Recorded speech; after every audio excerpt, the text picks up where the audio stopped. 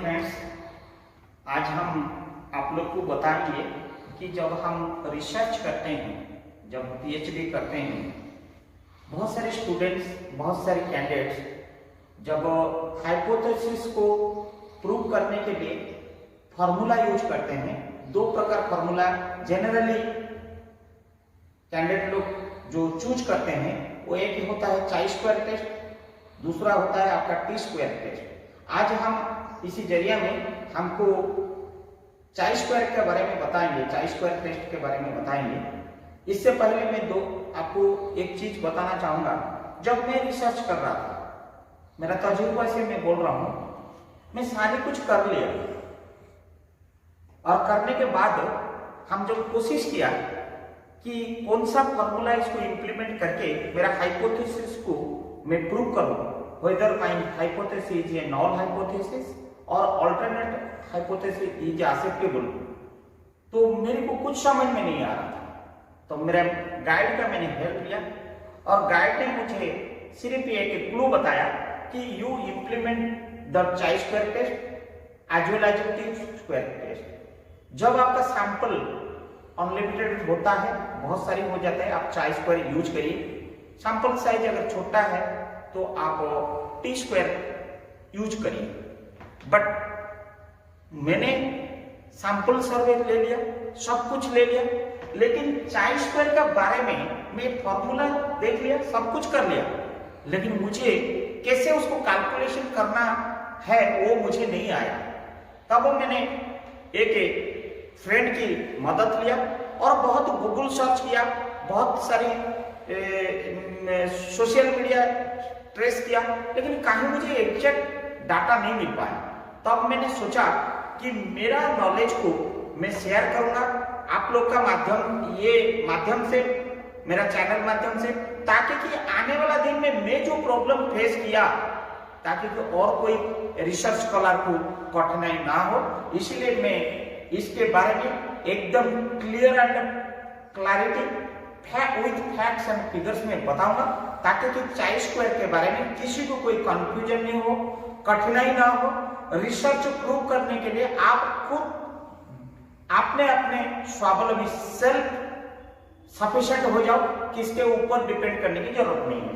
What is chi square test? It is the statistical test which can be compared with your expected figures or data versus the observed the data, I mean the calculated the data।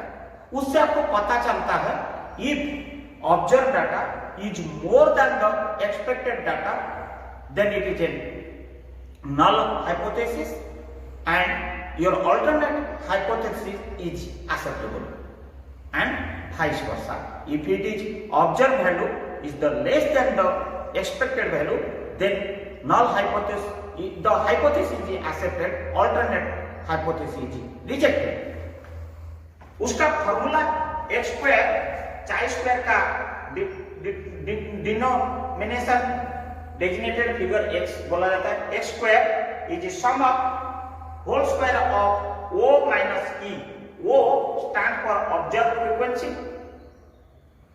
so called calculated value, and E is equal to expected frequency, या आपने क्या expect किया था, confidence level आपका कितना था वो particular hypothesis में। Now before going to the detail the chi square calculation in thoroughly, मैं ये बोलना चाहता हूँ x square is equal to sum of whole square of O minus e divided by e, observe value minus expected value का whole square divided by expected value. This is now I am coming to the hypothesis. What is the hypothesis? Then only we will go for calculation. Now चाई square test hypothesis, जो चाई square जो test हमने use कर रहा है, मेरा जो हाइपोथेसिस है, there is a significant difference between level of education of the respondent and the level of awareness about the energy conservation। माने मेरा एनर्जी कंजर्वेशन के बारे में रेस्पोंडेंट वर्सेस क्या level of education and conservation, ये मेरा एक हाइपोथेसिस है, एक एग्जाम्पल। उसको मैंने चाई स्क्वायर टेस्ट में कि प्रूव करना चाहता हूं कि different, there is a significant difference between level of education of the respondent and the level of awareness about the energy conservation। ये मैं प्रूव करना चाहता हूं।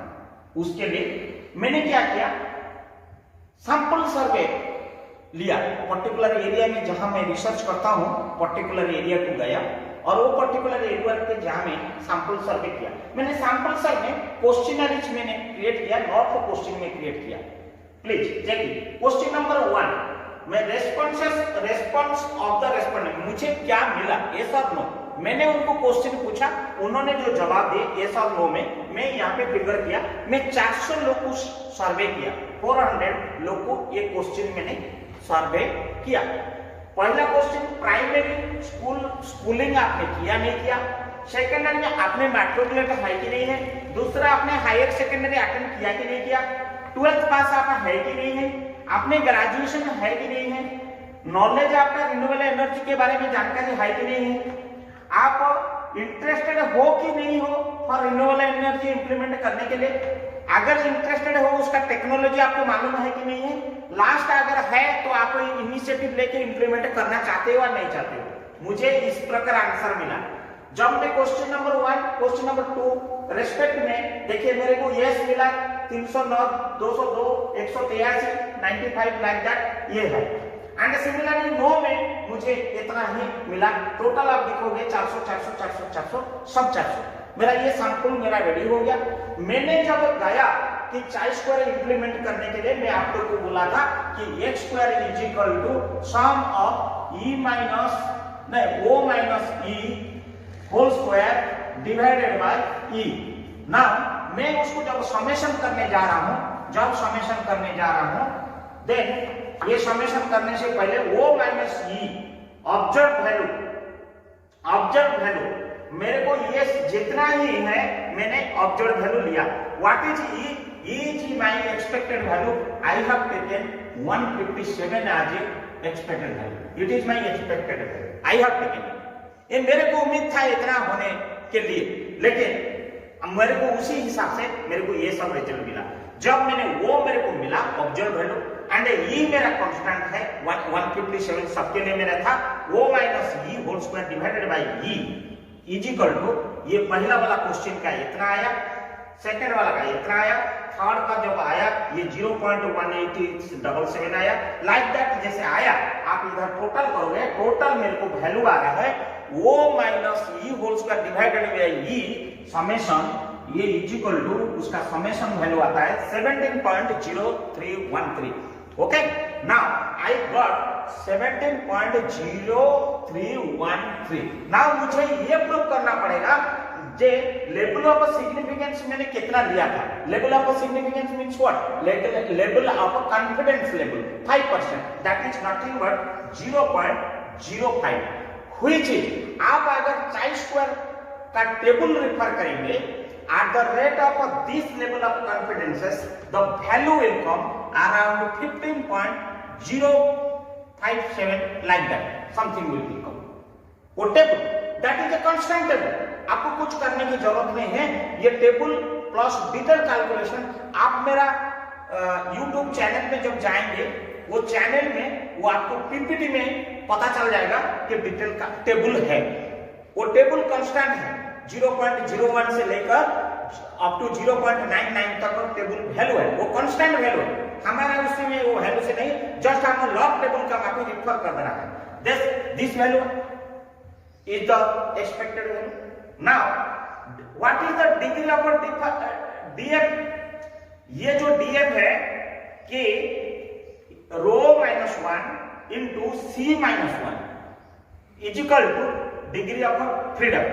That means 1 into 8 का correspondent this much value at the 0.05। My dear friend, DF correlated with level of confidence। मेरे को ये figure जब मिला, ये फिगर से कोरिलेट मुझे 0.05% में मेरा चाई स्क्वायर टेबल वैल्यू है 15.057। नाउ आपका टोटल कैलकुलेटेड वैल्यू है 17.0313। Now you compare this value is greater or this value is greater. My dear friends, the calculated value is more than the expected value. आपने जो expected value किया था 15.057 is more than. That means your hypothesis is null. That means what? There is no significant difference between level of education of the respondent and the level of awareness about the energy conservation.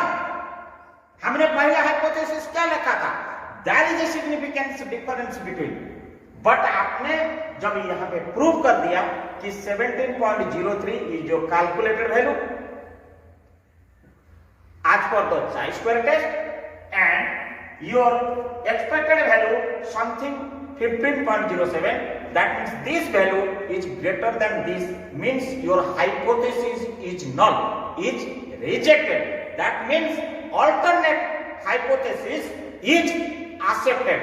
अगर ये reject हो गया then means there is G के जगह में आप no लगा दीजिए, means alternative is there is no significant difference between level of education of the respondent and level of awareness about the energy conservation. This is the chi-square and the detailed calculation like this. No more clarity है इसमें और बेहतर आपको समझने के लिए you kindly follow my channel and उसमें ये कैलकुलेशन भी रहेगा और डिटेल्स भी रहेगा, टेबल भी रहेगा, आप लोग को सहूलियत होगा। अगर कुछ डाउट होने से you can comment me and kindly subscribe मी अगर आपको अच्छा लगा। धन्यवाद।